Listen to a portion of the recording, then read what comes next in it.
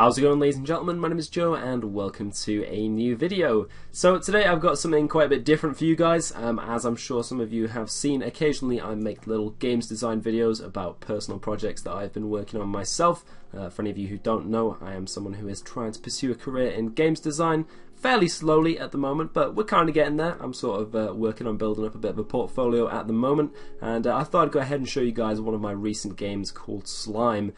So yeah, I thought I would go ahead and just play through it and show you guys about it, and if you guys want to check it out, you can do for yourselves by visiting this website on itch.io, which I'll go ahead and link in the description of this video. And pretty much all you have to do is just download it. You don't have to pay for it, you can just say no thanks, take me to the downloads, and then it should go ahead and just give you a executable file which you can go ahead and run, and I'll go ahead and do that now and then show you guys the game. Okay, well, I realised I said go ahead about 1,000 times in that last clip, so apologies for that. But anyways, I think I just clicked on the tutorial. So as you guys will see, I've made a little tutorial which is pretty self-explanatory, basically just explains how the game works. But essentially you've got a little character which you can move around. Now it is worth mentioning that this is actually sort of like a concept for what would be a multiplayer game.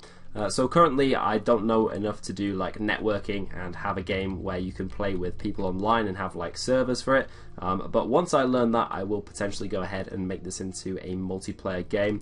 But basically all the NPCs in here would be actual real people that you could play against. I might actually have something where there's like a mixture of NPCs and also real players, because I think that would make it fairly interesting and hopefully quite competitive. I'm trying to think of the game that I kind of drew inspiration from for this. It was something where you were like a snake and you could kind of like fire some of your body mass at other snakes and like try and eat them and stuff. Agor.io or something, I'm not entirely sure, but yeah, if you guys know what I'm talking about, leave a comment down below. But yeah, essentially you just use WASD to move around, and then you've got this little target which you can use to aim at people, or slimes I guess, and shoot against them. So basically these slimes have a fairly small amount of health. The main ones are just these like blue fellas, but then you do also get these red ones which go around, and as you will see hopefully at some point, what the red ones actually do is you can't kill them, they only intake slimes, and basically they will go ahead and just collect as many slimes as possible over a certain period of time, and then basically they will explode, and hopefully you'll see in a second that it will go ahead and actually fire out a ton of different ones. There you go, and if you get hit by any of those, then you will actually take a decent amount of damage, so it's worth avoiding them. You've also got some that are kind of stationary and will just sort of fire out until they run out of ammo, and then you also have ones that kind of traverse across the map and try and kill you. Now you will also notice that you've got these crates that keep falling down, and there is actually an arrow somewhere which will display the location of where the crates are going to fall, and then when one is about to fall it will actually start flashing.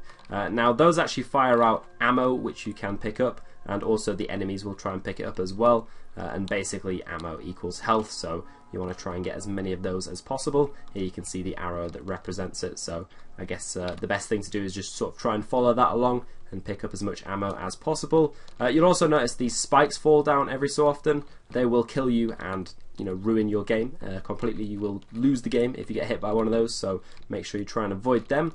And yeah, pretty much the game is sort of a balance of aggression and avoiding, because if you watch, basically when I kill one of these guys, if I can actually hit it, Jesus, that was the worst display of accuracy.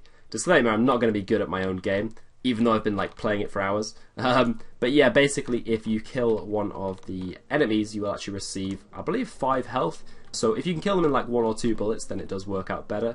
But also some of the enemies do have quite a bit of health, so it's not necessarily a good idea to try and take them out if they've got like a ton of health. But yeah, I mean, it's a pretty simple concept. I just thought I would go ahead and show you guys it and see if I could get some feedback on it. You guys can let me know if you like it or if you think it's a terrible idea and I should just kill myself at this point. But yeah, pretty much let me know what you think of it. If you find any bugs, just go ahead and leave a comment on the video, or you can comment on the actual game page as well. And yeah, that's pretty much it from me, guys. I just thought I would show you this and see what you thought of it. So there you go. Once you finally run out of health, you get a little screen showing how long you survived for, and it says, do you want to play again? So that's it from me, guys. Thank you all for watching this quick little video. I will catch you all soon for another one.